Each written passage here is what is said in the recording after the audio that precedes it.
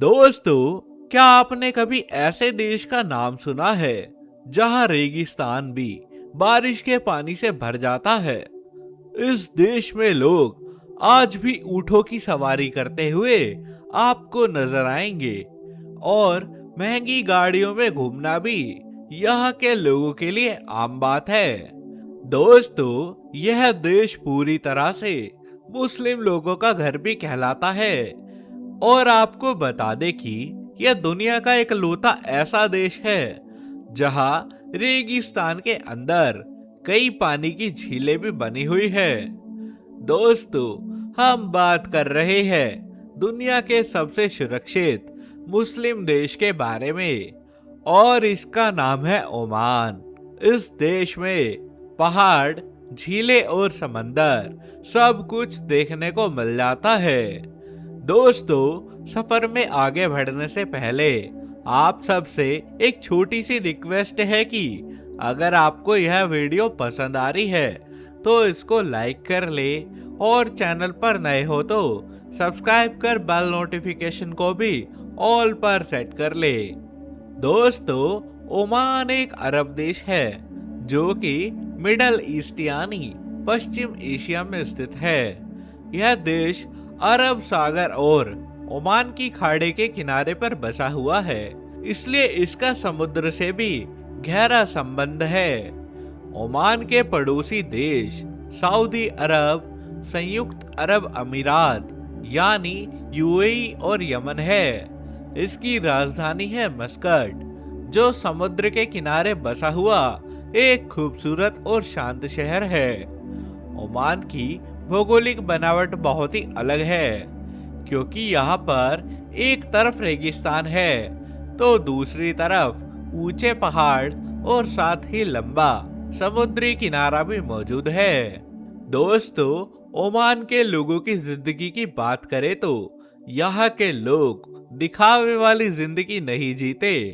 लोग परिवार के साथ में समय बिताना पसंद करते हैं और शाम को चाय या कॉफी पीकर आपस में बातचीत करते हैं। ओमान के लोगों की जिंदगी शांत और अनुशासित मानी जाती है। यहाँ ज्यादातर लोग सुबह जल्दी उठते हैं, नमाज पढ़ते हैं और फिर अपने काम पर चले जाते हैं। कई लोग सरकारी दफ्तरों, ऑफिसों और कंपनियों में नौकरियां करते हैं। कुछ लोग अपना खुद का बिजनेस चलाते हैं। तटीय इलाकों की बात करें तो यहाँ रहने वाले लोग मछली पकड़ने का काम करते हैं और रेगिस्तानी इलाकों में रहने वाले लोग ऊंट और बकरियां पालते हैं। ओमान की अर्थव्यवस्था ज्यादातर तेल और गैस पर ही टिकी हुई है, इसलिए बहुत से लोग पेट्रोलियम, कंस्ट्रक्शन और ट्रांसपोर्ट से जुड़े हुए काम करके पैसा कमाते हैं। खाने पीने की बात करें तो ओमान के लोग ज्यादातर चावल, रोटी, मछली, चिकन और मटन खाते हैं। उनका फेमस खाना मकसूब होता है, जो मसालेदार चावल और मीट से बनता है।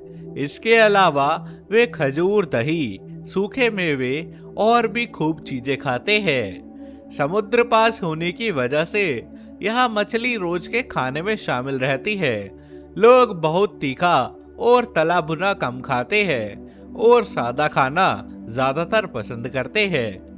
दोस्तों, अगर इनके पहनावे की बात करें तो ओमान के पुरुष सफेद रंग का लंबा कुर्ता जैसा कपड़ा पहनते हैं, जिसे डिशडाशा भी कहा जाता है, और सर पर टोपी या पगड़ी पहनकर ये लोग घूमते हुए नजर आएंगे।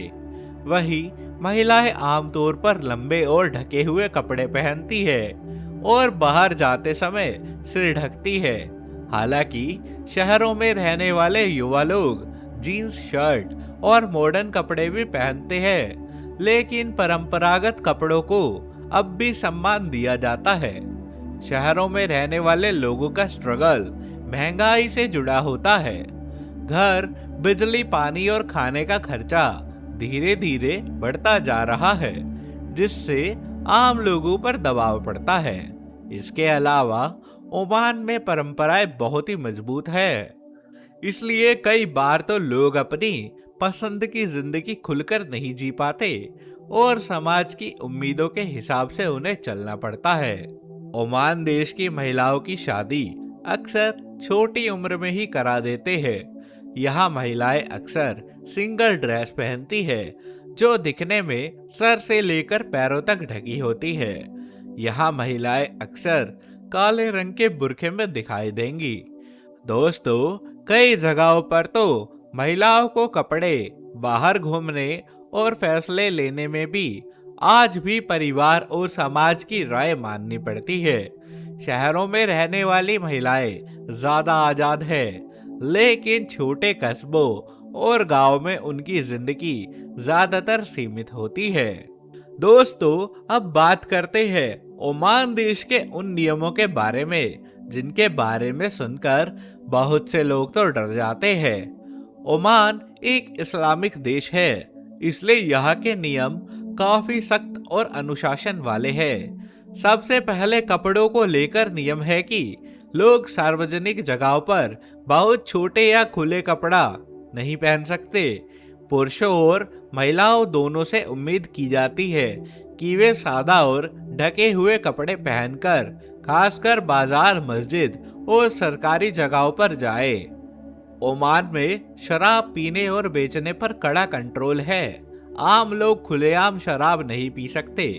शराब सिर्फ लाइसेंस वाली जगहों या कुछ खास होटलों में ही मिलती है। सड़क पर या पब्लिक प्लेस पर शराब पीना कानूनी अपराध भी माना जाता है।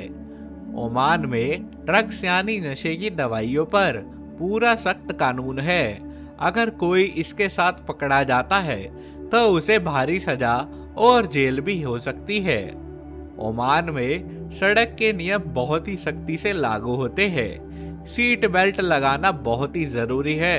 मोबाइल चलाते हुए गाड़ी चलाना अपराध माना जाता है और तेज रफ्तार पर भारी जुर्माना भी लगाया जाता है। दोस्तों, ये है मस्कट यानी ओमान की राजधानी। यह शहर ओमान के उत्तर में समुद्र के किनारे पर बसा हुआ है और एक तरफ अरब सागर से जुड़ा हुआ है। मस्कट ओमान का सबसे बड़ा और सबसे महत्वपूर्ण शहर भी माना जाता है। यहाँ पर बड़े सरकारी दफ्तर, बड़े बड़े ऑफिसेस और विदेशी कंपनियां मौजूद है। यह शहर पहाड़ों और समुद्र के बीच में बसा हुआ है। मस्कट को ओमान का सबसे साफ और शांत शहर भी माना जाता है। यहाँ बहुत ऊंची ऊंची इमारतें कम है और ज्यादातर इमारतें सफेद या हल्के रंग की बनी हुई है ताकि शहर की पारंपरिक पहचान हमेशा बनी रह सके। मस्कट में आज भी पुराने जमाने के किले, महल और मस्जिदें मौजूद है, जिनमें सुल्तान काबूस ग्रैंड मस्जिद बहुत ही मशहूर है। यह मस्जिद ओमान की शान भी मानी जाती है और इसे देखने दुनिया भर से लोग आते हैं। मस्कट ओमान का व्यापार और शिक्षा का भी बड़ा केंद्र है। यहाँ लोग सरकारी नौकरी, बिजनेस, तेल गैस से जुड़े हुए काम करते हैं। यह शहर ओमान का सबसे ज्यादा विकसित इलाका है, जहाँ अच्छी सड़कें, अस्पताल, स्कूल और बाजार सब मौजूद है। ओमान की मार्केट बहुत ही रंगीन और अलग तरह की होती है, क्योंकि यहाँ पुराने जमाने के पारंपरिक बाजार और आधुनिक शॉपिंग मॉल दोनों देखने को मिलते हैं। पारंपरिक बाजारों में कहा जाता है मस्कट पूरी तरह से एक ऐसा शहर है जहां मसाले, इत्र, लोबान यानी फ्रेंचेस, चांदी के गहने, हाथ से बनी चीजें और पारंपरिक कपड़े सब देखने को मिल जाएंगे। ओमान की मार्केट में खाने पीने की चीजें भी बहुत ही मिलती है। ताजी मछली, खजूर, सूखे मेवे और चावल से बनी हुई अलग अलग प्रकार के डिशेस यहाँ पर मिल जाती है। समुद्र के पास होने की वजह से यहाँ पर फिश मार्केट बहुत ही बड़ी होती है, जहाँ पर सुबह सुबह लोग मछली खरीदते हुए नजर आएंगे। इसके अलावा ओमान में बड़े बड़े शॉपिंग मॉल भी मौजूद हैं, जैसे मस्कट में सिटी सेंटर मॉल और मॉल ऑफ ओमान, जहाँ पर ब्रांडेड कपड़े, मोबाइल, इलेक्ट्रॉनिक्स और रेस्टोरेंट खूब मिलते हैं। यह है अल आलम पैलेस। ओमान की राजधानी मस्कट में स्थित है यह, और यह ओमान के सुल्तान का शाही महल भी माना जाता था। यह महल समुद्र के किनारे और पहाड़ों के बीच में बना हुआ है, जिस वजह से इसकी लोकेशन बहुत ही खूबसूरत पाती है। यह पैलेस मुख्य रूप से सुल्तान के मेहमानों और सरकारी कार्यक्रमों के लिए इस्तेमाल किया जाता था, आम लोगों के रहने के लिए नहीं। अल आलम पैलेस अपनी अनोखी बनावट और चमकीले नीले सुनहरे रंगों के लिए मशहूर है। इसके सामने बड़ा खुला मैदान और सुंदर रास्ते बने हुए हैं, जहां से पर्यटक फोटो खिंचवाते हैं। यह पैलेस ओमान की शाही परंपरा और आधुनिक डिजाइन का भी अच्छा मेल दिखाता है। हालांकि अल आलम पैलेस के अंदर आम लोगों को जाने की अनुमति नहीं होती, लेकिन बाहर से इसे देखने और इसकी तस्वीरें लेने के लिए पर्यटक बड़ी संख्या में घूमने आते हैं। पास में ही पुराने पुर्तगाली किले, मिरानी फोर्ट और जलाली फोर्ट भी मौजूद है, जो इस जगह को और भी ज्यादा ऐतिहासिक बना देते हैं। यह है निज़वा किला। ओमान के ऐतिहासिक शहर निज़वा में स्थित है, और यह देश के सबसे प्रसिद्ध किलों में से एक माना जाता है। इस किले का निर्माण 17वीं शताब्दी में किया गया था, ताकि शहर को दुश्मनों से बचाया जा सके। निज़वा किला अपने बड़े गोल मीनार और मजबूत दीवारों के लिए जाना जाता था, जिससे पूरे शहर पर नजर भी रख सकते थे। इस किले के अंदर पुराने जमाने की तोपें, कुएं, सुरंगें और रहने के कमरे बने हुए हैं, जो उस समय की सुरक्षा व्यवस्था को दिखाते थे।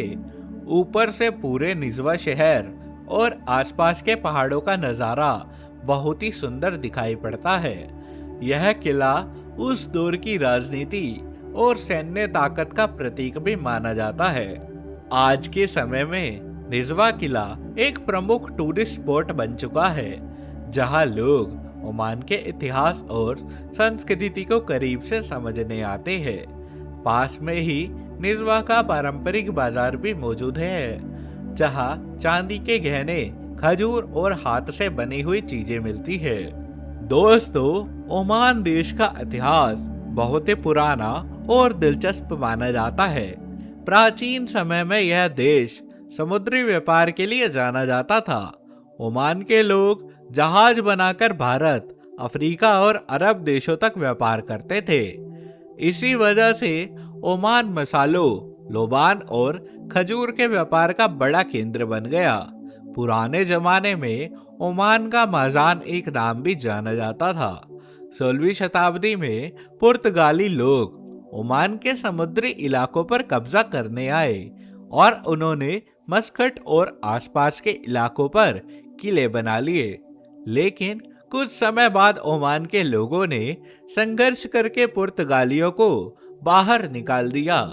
इसके बाद ओमान एक मजबूत समुद्री ताकत बन गया, और अफ्रीका के जांजिबार तक उसका शासन फैल गया। 18वीं और 19वीं शताब्दी में ओमान पर सुल्तानों का शासन रहा, और देश धीरे धीरे स्थिर होता गया। 20वीं सदी में मध्य तक ओमान एक काफी बंद और पिछड़ा हुआ देश था, जहां सड़कें, स्कूल और अस्पताल बहुत कम थे। लेकिन साल 1970 में सुल्तान काबूस बिन सई सत्ता में आए, और उन्होंने देश में बड़े बदलाव किए। उन्होंने शिक्षा, स्वास्थ्य और विकास पर ध्यान दिया, और ओमान को आधुनिक देश बनाने की शुरुआत करी। आज ओमान एक शांत, सुरक्षित और विकसित देश बन चुका है, जहां पुराने इतिहास की झलक किलों में, मस्जिदों में और बाजारों में साफ देखने को मिलती है। साथ ही आधुनिक इमारतें और सड़कें भी दिखाई पड़ती है। इस तरह ओमान का इतिहास संघर्ष, समुद्री ताकत और विकास की कहानी बताता है।